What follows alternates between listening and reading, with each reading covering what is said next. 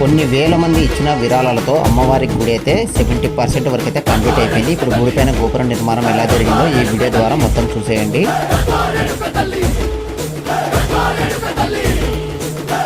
కుసిరగట్టి ఊళ్ళోకి వచ్చనమ్మా,